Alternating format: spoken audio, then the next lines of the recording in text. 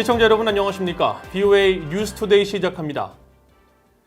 유엔 안보리 대북제재위원회 전문가 패널이 제재 대상으로 권고한 북한 선박들에 대해 2년 가까이 아무런 조치를 취하지 못하고 있습니다. 이 때문에 제재를 위반한 일부 선박들은 또다시 제재 위반 행위에 가담하고 있는데 전문가들은 중국과 러시아 등의 반대를 이유로 꼽았습니다. 첫 소식 함지하 기자가 취재했습니다. 선박의 실시간 위치 정보를 보여주는 마린 트래픽 자료를 보면 시에라리온 선적의 싱밍량 888호가 지난달 남중국해에서 포착됐습니다. 제재 위반으로 지난해 유엔 안보리 대북제재위원회 전문가 패널이 제재 권고 대상으로 분류했던 선박입니다. 올해 제재 대상 권고 목록에 오른 다이아몬드 8호는 지난달 27일 한반도 서해 해상에서 모습을 드러낸 뒤 사라졌습니다. 유엔 안보리의 제재 선박으로 지정되면 193개 유엔 회원국 항구 입항이 금지되며 해당국 해역 진입 시 억류돼야 합니다. 유엔 안보리 대북제재위원회 전문가 패널은 지난해 대북제재 위반 선박 10척에 대해 제재 지정을 안보리에 권고했습니다. 선박 간 환적 등 불법 행위에 연루된 선박들을 공개적으로 고발하며 제재를 요청한 겁니다. 그러나 이 같은 권고에도 불구하고 안보리는 문제의 선박들에 대해 아무 조치를 취하지 않았습니다. 올해 발표된 전문가 패널 보고서에는 전년도에 제재가 권고됐던 선박 중 3척이 다시 제재 위반 행위에 가담했다는 내용이 적시됐습니다. 올해 제재 지정이 권고된 선박까지 합치면 모두 22척이나 됩니다. 그러나 이 중 단 한 척도 제재 대상에 오르지 않으면서 일부 선박들은 여전히 국제 해상을 항해하고 있습니다. 전문가들은 문제의 선박 등에 대해 제재 조치가 취해지지 않은 건 중국과 러시아의 반대 때문이라고 지적했습니다. 실제로 중국과 러시아는 전문가 패널의 지적과 달리 오히려 대북 제재 완화를 주장하고 있습니다. You all know that China and Russia have presented a draft resolution for the purpose of promoting peace and in the Korea Peninsula. 이 같은 중국과 러시아의 주장에 대해 미국 정부는 대북 제재를 해제할 시점이 아니란 점을 분명히 하고 있습니다. 전문가 패널은 올해 보고서에서 선박 등을 이용한 북한의 제재 회피가 갈수록 교묘해지고 있다고 지적하고 있습니다. 미북 대화가 장기 교착 상태에 빠진 상황에서 국제사회가 어떤 모습으로 제재 이행에 더 나설지 주목됩니다. BOA 뉴스 함지하입니다. 한국 정부가 입법을 추진하고 있는 남북교류협력법 개정안에 대해 논란이 일고 있습니다. 북한 사업체의 한국 내 활동 가능성을 열어놓으면서 대북제재 위반 소지를 낳았다는 지적에 통일부는 사실과 다르다면서도 대북제재 등 해결할 과제가 많다고 밝혔는데 이 알려진 개정안 초안은 어떤 부분이 문제로 지적되고 있는지 오택성 기자가 살펴봤습니다. 한국 정부가 최근 추진하는 남북교류협력법 개정안은 남한과 북한이 공동 또는 상대방 지역에서 벌이는 경제협력 사업과 제3국에서 공동투자의 이윤을 분배받을 수 있도록 하는 것으로 알려졌습니다. 구체적으로는 외화증권 및 외화채권, 토지와 건물 및 사용 수익권, 지식재산권, 광업권, 어업권 등입니다.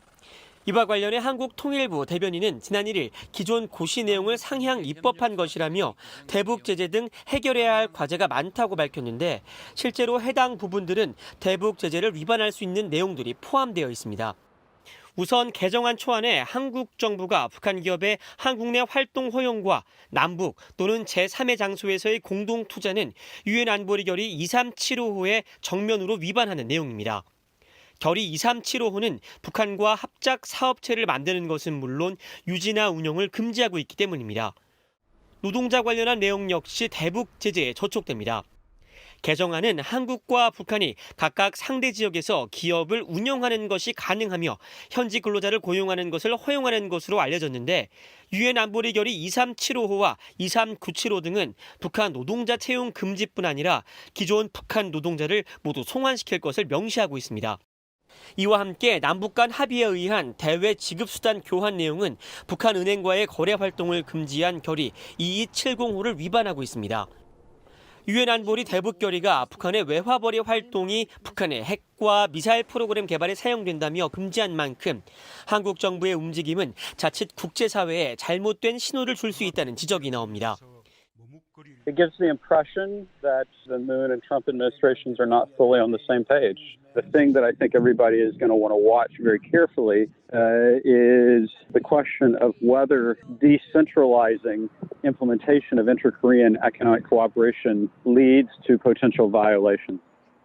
미 국무부는 한국의 개정안 추진에 대한 VOA의 논평 요청에 모든 유엔 회원국들이 유엔 안보리 결의에 따른 의무를 준수하고 유엔 제재를 완전히 이행하고 집행할 것을 촉구한다며 성실한 제재 이행을 거듭 강조했습니다. 이런 가운데 북한의 대외 선전 매체인 서광은 지난 1일 한국 정부의 남북교류협력법 개정 움직임과 관련해 최근 남조선 정부가 협력교류의 추진을 자주 역설하고 있다면서 그들의 대북 정책에는 진정성이 결여되어 있다고 비판했습니다. VOA 뉴스 오택성입니다. 미국 육군이 인도태평양 지역에서 북한과 중국 등의 위협에 신속하게 대처하기 위해 정보와 전자, 사이버, 미사일 작전 등을 수행할 수 있는 특수 기동부대 배치를 확대할 방침이라고 밝혔습니다. 미국 육군은 2일 보도자료를 통해 지난달 개최된 인도태평양 육상전력 화상회의에서 이 같은 논의가 이뤄졌으며 이 자리에서 랜디 조지 미 육군 1군 단장은 중국과 북한 등이 위협하고 있는 인도태평양 지역 전진기지에 멀티 도메인 태스크포스 특수부대를 배치해 신속하게 대응할 수 있을 것이라고 밝혔다고 전했습니다. 미국 인도태평양 사령부는 태평양과 인도양을 비롯해 호주에서 남극까지 영내 30개국에 대한 작전 반경을 갖고 있어 영내 위협에 신속하게 대처하기 위한 다영역 작전의 필요성이 대두돼 왔으며 이미 500여 명으로 구성된 특수부대가 지난해 일본과 호주의 특수부대와 함께 연합훈련을 수행했다고 미 육군은 밝혔습니다.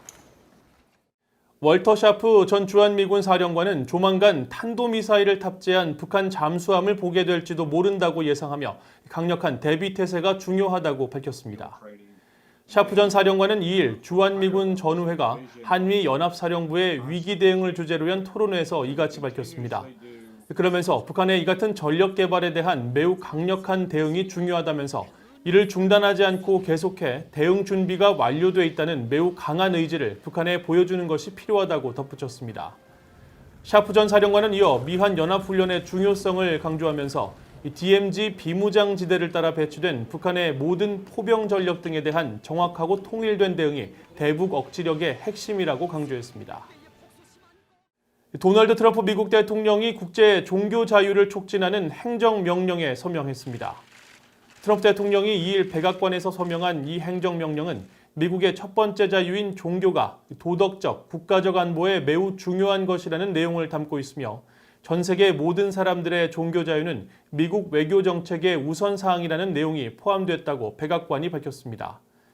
이 행정명령에 따라 미국의 외교 정책을 펼치는 데 있어서 종교 자유에 대한 옹호 정책이 더욱 강조될 것으로 예상되며 또 필요할 경우 미국의 외교 공관장들은 국무장관과의 조율 아래 상대국의 국제 종교 자유와 종교로 인해 수감된 개인들에 대한 우려를 표할 수 있게 됩니다. 북한은 미국 정부로부터 18년 연속 종교 자유 특별 우려국으로 지정돼 있습니다.